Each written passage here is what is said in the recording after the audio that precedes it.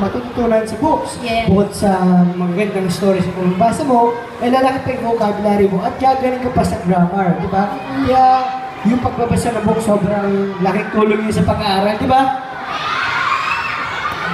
Kaso kasi, kung titignan natin yung panahon natin ngayon, nasa digital age na kasi tayo eh.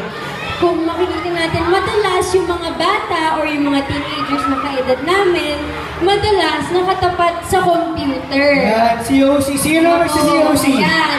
Naku, COC sa cellphone, nag-i-internet, nakikipag-chat through social media, online games, ganyan. Siyempre, dahil doon, nakakalimutan natin magbasa ng libro.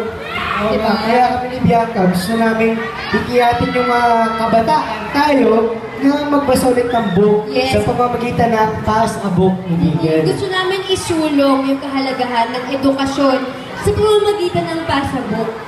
Yan. Kasi malaking bahagi ng edukasyon yung pagbabasa. Yan. And also, ayan, para sa launch ng Pass a Book ni Miguel, meron kaming tatlong activities na ginawa. Una,